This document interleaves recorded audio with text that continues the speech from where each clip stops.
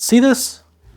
This came into my shop, I don't know, maybe year and a half ago.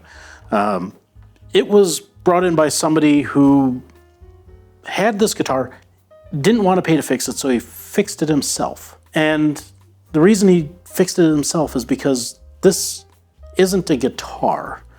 This is a guitar-shaped object. And when you are looking for a guitar, I don't want you to end up with something like this. So let's learn on how to prevent buying something like this, even without the repair. It's kind of easy to fall into the trap of something like this or, whatever. You can go onto the internet and there's plenty of sites where they sell a complete kit, where you get the guitar, some sets of strings, a bag, or a case, and you know my feelings about guitar bags, and a tuner, and your My First Guitar book, and so on and so forth. And you get it all for $130 or $300 or whatever it is. The problem is that those things are actually kind of a trap for you, because you're not getting really a serviceable guitar. What you are getting is a bunch of disappointment and extra work for you that's going to discourage you from buying a good guitar. The biggest problem is that when you get that $130 to $300 beginner guitar, you're getting something that is laminated wood, which is not necessarily a bad thing, because on the expensive end, we call those double tops. You're also getting a gig bag, which, those things cost about 6.5 cents to make, I think. Maybe a little bit more if it comes with a good zipper. But ultimately, you're getting something that is guitar-like, but is not responsive. It's not going to give you what you put into it. And there's nothing wrong with it. I think that every guitarist should have a cheap guitar like that as your only starting off point for a slightly advanced player. That's really not going to do too much for you. As you play that guitar more and more, you're going to actually find that the amount of effort that you are putting into that guitar is not going to be reciprocated, and that will eventually become discouraging. So let's take a look at a few things on how we can make sure that we don't get this. Let's talk actual numbers. When you are buying a guitar at that $300 floor, you're getting something that is, in my opinion, utterly disposable. Because if anything goes wrong with it, outside of a basic setup, so if you get a crack, in my shop, it's between $200 and $300 to fix a crack, currently, depending on how bad the crack is. And for me, I've been in this business long enough, almost 40 years at this point. When you exceed 20% of the value of the instrument, most people just kind of slake it off and say, you know what, it's not worth it. And it doesn't matter if it's a $200 guitar or a $2 million violin. Typically, the amount that people are willing to put in is no more than 20% of the absolute value, unless that instrument has significant amounts of sentimental attachment. For me, I don't want to see anybody waste their money on that, where if you get a crack on it because of improper humidity control, or more likely at that price point, improper material aging, because there's a significant carrying cost for aging wood, where you have to buy it, sit on it for somewhere between 6 months and 7 years for it to be properly aged. I see a lot of cheap guitars that come in with cracks along both sides of the fingerboard because the fingerboard itself was not properly aged. That causes, action like this, where, I would say this is probably about 8 millimeters high. It causes the neck to pitch forward, giving a very, very high action, and you're going to be unwilling to fix it. I don't want anybody just throwing guitars away because that tree died for you. That's morbid now, isn't it? I don't want to see anybody give up the instrument because of something outside of their control. Third of all, even a setup on a guitar like that is getting really close to that absolute 20% of that value. I don't want anybody being stuck in that guitar. When you are in the shop, what you actually want to be looking for are kind of some general things to make sure that you're not going to get stuck with a guitar that is no good. You want to look at the frets first and foremost. And for me, I like to pull the strings aside and to take a look at the frets overall and see if there's any significant wear or if there's any corrosion or anything like that. I actually like to sight down the entire length of the fingerboard so that way I can see what's called the relief. You don't want a straight neck. You actually want to see a little bit of curvature. And I expect to see a little bit less curvature on the first string side as I do the sixth string side. And I also don't want to see any humps or bumps because that will cause buzzing in the upper positions. And to fix frets like that costs a lot of money.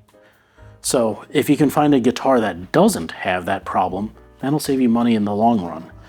The next thing I'm going to look at is the saddle. Is there enough height above the saddle and above the bridge to actually give you room to move? So do you want to take the action up or do you want to take the action down? What you are ideally looking for is around, and now this depends on the guitar and the maker, between 7 and 11 millimeters of string height above the top. And if you have a pinky that's of normal size, you can use that as a measuring stick to kind of figure out if that's high enough. The next place I'm going to look is at the nut to make sure that the slots look good and that they're not too high. The first fret should be feeling the same as the second fret. So when you push down here, the same amount of force should be applied to the next fret, and that will give you one of the silkiest feelings. A lot of cheap guitars, because they don't want them to buzz, are going to have the nut set very, very high because guess what? It won't buzz. But that also makes it a lot more difficult to play. Now, after I've looked at the nut and the saddle and the relief, I always like to give the guitar a good once-over, even if it's a brand new guitar. I can't tell you how many times I've gotten somebody who's bought a new factory-made guitar and it's already got cracks in it, and that comes from the improper aging of the wood. So just take a look at it, and if you see anything, ask them about it, and ask who did the repairs. If they say, oh, well, we don't know who did it, but we can see that it was done with this kind of work, then you're probably in a good place. If they say, I did it, and I guarantee my work, which I do, then you're in an even better place, like mine. And by the way, speaking of which, if you love these videos, and I've hopefully earned your subscription, I'd really appreciate it. And without you guys, these videos don't happen, so I would greatly appreciate it if you kind of just checked out my website and took a look around and see anything that you like. Use promo code YouTube for some special discounts.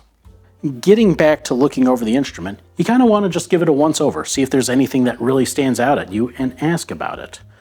You want to see how the strings are tied, make sure that they're tied properly. Doesn't have to be my system, although I'm very partial to that. And you also want to see how they are strung up at the head, if there's an excess amount of strings. Now, the other thing that I like to look at is the tuning machines. And definitely at lower levels, you'll see where they were able to cut corners on making a bit more of a budget-style machine. And this guitar, as you can see, has a set of Rogers tuning machines, so I know that these things are going to be fantastic. But at the same time, I always give them a little twist and a turn to make sure that they run smooth. Because if your tuning machines are grinding, especially on a used guitar, that could be, somewhere between $20 extra to a couple $100 extra to replace them. And see if you're buying that guitar, if they would work with you on that. That's kind of my broad general look over on the guitar before I even begin to play it. I'm not going to play for you because I'm terrible at it, but I've been playing long enough where I know that my terrible ability is a good constant, so I can get a good sense of sound in my head. One of the things that you really have to look for is the scale length, and we've done a number of videos about the scale length, but I feel like we should add this into it as well. The scale length should fit your hands. There is no machismo, I am a man, therefore I play a big guitar, nor is it, that's a woman's guitar because it's short scale. Realistically, with my hands, even though I own a number of 664 guitars, I really am comfortable playing on 640 to 650 at best. 650 actually feels big to me generally. Play what you like. You're not going to trade anything off in terms of sound. In terms of the volume or anything like that, as long as you use the right strings. And if you want to check that out, I had a wonderful discussion with my father. The other thing that I don't think a lot of people talk about, the nut width and the string spacing. And these two actually have a significant amount of bearing in terms of the feel of a guitar. So for example, this being a Ramirez, I can tell you that it has a 52 millimeter nut. It's very standard. Almost all of them have that. Some will go up to 53, a lot are at 51, 51 and a half, sometimes down to 50. Your range is typically 50 to 53, most of them fall inside of there. But where a lot of the feel comes from, where sometimes it feels wide or small, is the string spacing. Here, a lot of people will feel the difference between a half a millimeter, so 41 and a half versus 42 millimeters. A lot of people can feel that. You want to make sure that the strings are not too close to the edge of the fingerboard, so that way you don't accidentally pull that first string off, as is prone to happen, or have the sixth string slide off. When you're playing and trying out your first guitar or first nice guitar, make sure that that is not happening. A good shop should be able to put a new nut onto a guitar.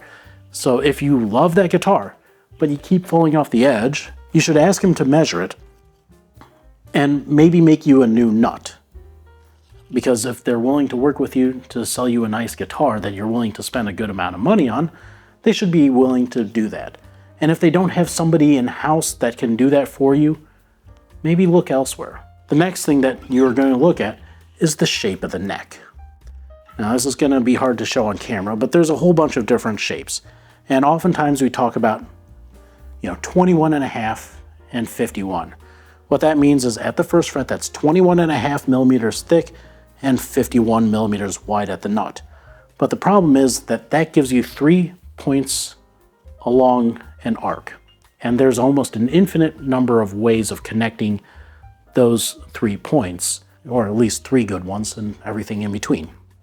So you can have like a triangular neck, or you can have a D-shaped neck or a C-shaped neck. Those are the broad parts of it, but in between each one, there's a whole lot going on, and some makers will do an asymmetrical neck, so that way you can feel the difference. That has no bearing on anything in terms of sound, and all how it feels. So if somebody tells you that if you play on a D-style neck, you're wrong, well, sorry, they're wrong, because that neck feels comfortable for them, and they have a strong opinion about, which I love. The shape of the neck is a lot in terms of how the guitar feels. The big question now is, where do I go to buy a guitar like this? And of course, my answer is going to be, come to me. There's plenty of other places out there that have good guitars at all sorts of price points.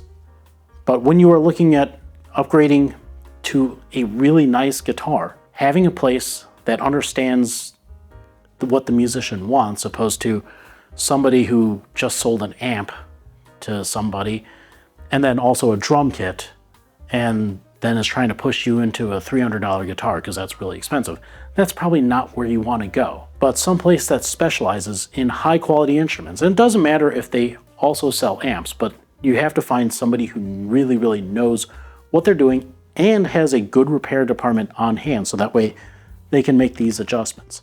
That said, come over to my place, give me a call, and I'm fairly easy to get a hold of. And to get a guitar like that, like this, just come on by. I'll see you next time. Thanks a bunch.